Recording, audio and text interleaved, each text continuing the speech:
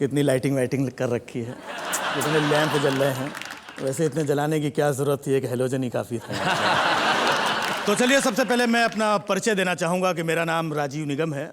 मैं एक शादीशुदा व्यक्ति हूँ जी। इसमें हंसने की कोई बात नहीं है। मेरी भी एक प्राइवेट पत्नी है। प्राइवेट? जी हाँ, प्राइवेट है। सबकी प्राइवेट होती है, सरकारी किसी की नहीं होती है। दिवाली का दिन यूपी के लिए बड़ा खास होता है जी, क्योंकि यही वो दिन होता है जब यूपी में कहीं पर अंधेरा नहीं होता। बहुत अच्छे। लाइट से लोग इतना त्रस्त हैं कि पूछिए मत, और लाइट के बिल से उससे ज्यादा त्रस्त हैं जी। एक शख्स तो चिल्ला रहा था, कहने लगा ये देखो मेरा लाइट का बिल 50 रुपए आ गया। मैं बोला इस महंगाई के जमाने में 50 रुपए में ये हालत हो रही है? बोले भाई साहब आपको पता नहीं है, सिर्फ कैंडल और माचिस ढूंढने के लिए लाइट जलाता हूँ फिर बंद कर देता हूँ। भाई बहुत पीछे से दूसरा आदमी चिल्लाया 50 रुपए तो छोड़ो, मेरा बिल देखो 20 रुपए आया है। हमने कहा 20 रुपए में तू चिल्ला रहा? बोले भाई साहब आपको पता नहीं, मेरे घर में लाइट का कनेक्शन ही नहीं है फिर भी बिल भेज दिया।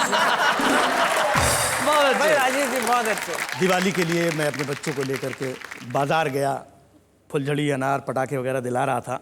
तभी मैंने देखा पड़ोस में एक महिला अपने 4 बच्चों के साथ शॉपिंग कर रही थी। अच्छा। लेकिन खास बात यह थी कि उन चारों बच्चों में 5-5 साल का अंतर था। मैंने मोहतरमा से पूछा, हमने कहा मैडम ये चारों बच्चों के बीच में 5-5 साल का अंतर मेंटेन कैसे किया? बोली वेरी सिंपल, मेरे पति एमएलए हैं। मेरे पति एमएलए हैं, 5 साल में सिर्फ एक ही बार आते हैं। तभी पीछे से देखा एक 3 साल का बच्चा मम्मी मम्मी कहते हुए आगे आया। मैं बोला ये 3 साल का ये क्या है? बोले देश में कभी कभी मध्यावधि चुनाव भी हो जाते हैं। और वैसे देखा जाए आजकल हर पत्नी अपने आप में रानी लक्ष्मीबाई है।